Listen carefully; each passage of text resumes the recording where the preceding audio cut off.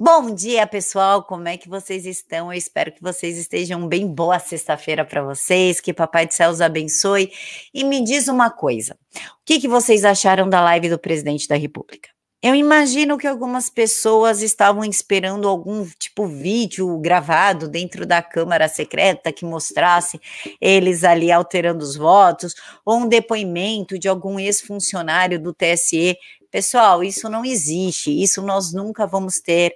O que o presidente fez foi mostrar os grandes indícios de fraude que aconteceram nas eleições passadas. Inclusive, a grande sacada dele foi usar material da grande mídia, para que não pudessem acusar de fake news, falar que foi tirado do contexto, é o gabinete do ódio, é o gabinete das sombras. Então, ele teve uma sacada sensacional. Ele entregou os indícios, fortes indícios, ele deixa bem claro isso várias vezes, são fortes indícios, usou o material da grande mídia e falou: olha, lutem pelo voto impresso com contagem pública. Na verdade, ele falou, acho que voto democrático, se não me engano. Então, cabe a nós agora irmos para as ruas e lutarmos pelo nosso direito ao voto impresso com contagem pública. Mesmo com as ameaças do Barroso essa semana, falando que montou um gabinete especial para monitorar os atos do voto impresso, é tipo como se fosse um novo inquérito antidemocrático.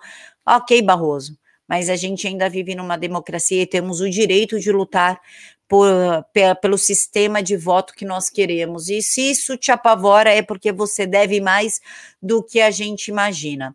Inclusive, eu achei o presidente bem seguro e afrontoso na live. E se tem uma parte que eu gostei muito e que, inclusive, me deixou eufórica, é a parte que ele falou dos inquéritos ilegais, das perseguições e da prisão do deputado federal. Ele nunca tinha tocado no assunto antes, eu achei bem simbólico o que ele fez, mostrando assim, olha, eu não tenho medo de falar no assunto. Eu só escolhi o melhor momento para falar nesse assunto. Então, eu acho que isso fez toda a diferença, porque muitos acusavam ele de ser frouxo e ter medo de falar a respeito desse assunto para não criar um caos com o STF, um atrito com o STF. Não. Ele estava esperando o melhor momento. O Bolsonaro, ele é bem estrategista e ele se mostrou um grande estrategista, para falar a verdade. Eu, a Cícia e o Renato analisamos a live dele ontem. Para quem quiser ver, o Izinho está aqui, mas fica aqui comigo que eu tenho umas informações legais para você. Assiste daqui a pouquinho. E para quem quiser ver por tema, já que tratamos 1h20 de temas ali, teve Operação Pegasus, contagem de votos nos Estados Unidos, as últimas ações do STF, ICMS, bom, enfim, falamos de tudo. Vai no canal de cortes que a Jussara posta a live por temas, aí fica até mais fácil para você localizar, inclusive. Agora, introdução feita, eu gostaria realmente de saber o que você achou da live, pode discordar de mim, não tenho nenhum problema quanto a isso, tá? Só discorde com educação. E vamos falar agora sobre o fogo que pegou na Cinemateca na noite de ontem, estranhamente, durante a live do presidente Bolsonaro. Foi uma coisa muito estranha. Mas para a gente entender um pouquinho, vamos fazer um remember de algumas matérias passadas. Em 2016, o Lula disse que ele era a única pessoa capaz de incendiar este país. Logo depois, em 2018, o Dirceu disse: vamos tomar o poder, que é diferente de ganhar as eleições. E, estranhamente, semana passada, um bando de selvagens colocaram fogo na estátua de Borba Gatos. E agora vem o incêndio no galpão da Cinemateca Brasileira. O bom, assim que eu quero dizer, pelos danos o menor, né? O galpão que pegou fogo não é o galpão que guarda o material original do conteúdo audiovisual.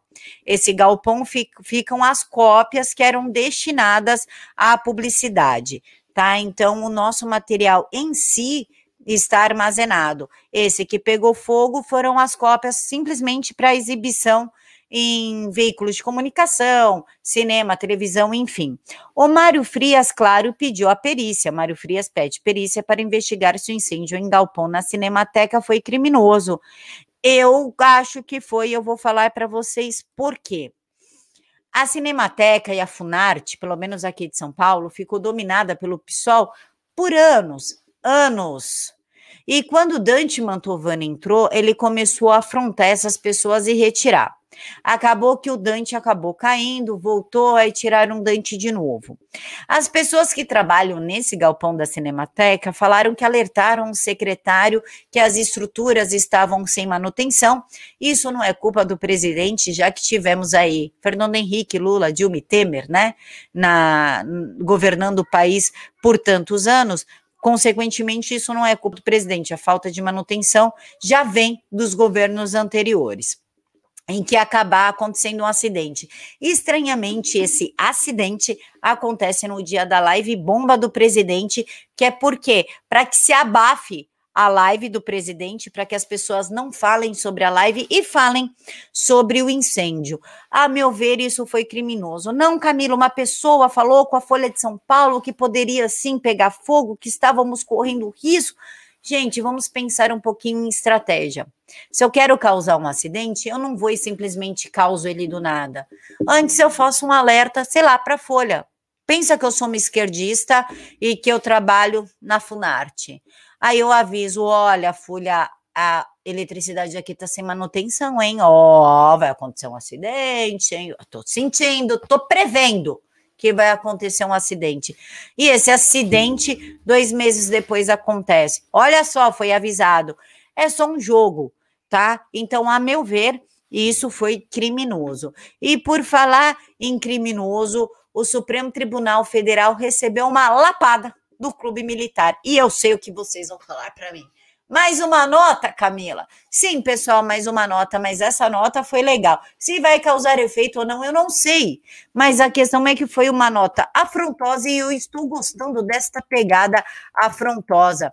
Ela foi escrita pelo general Eduardo José Barbosa, presidente do Clube Militar, e ele diz o seguinte: é inacreditável nível vergonhoso de hipocrisia assumido pelo STF, utilizando sua página oficial para lançar assertiva mentirosa buscando confundir a opinião pública, muito provavelmente para respaldar uma CPI esdrúxula que mais parece um tribunal de inquisição. O STF vem a público afirmar que não impediu o Executivo Federal de coordenar as ações do combate à pandemia, quando todos que sabem ler um mínimo de português podem constatar que as decisões do Supremo deram a governadores e prefeitos o poder absoluto para decidirem o que bem entendesse, inclusive com medidas inconstitucionais e desvio escancarado de recursos públicos.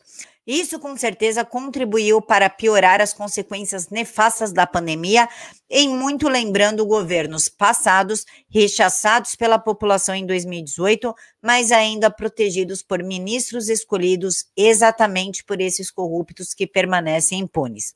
Não é de se estranhar que estes mesmos ministros, não eleitos pelo povo, se promiscuam em discussões políticas que não lhes cabem e defendam com vigor exacerbado o que não se melhore nosso sistema eleitoral para que seja mais transparente, com discurso semelhante àqueles que quase destruíram nosso país e desejam voltar ao poder. Se o atual sistema é defendido pelos corruptos que não o querem transparente, já é um forte indício de que há algo errado. Não tem como eu discordar desta nota, gente, é o que eu venho falando.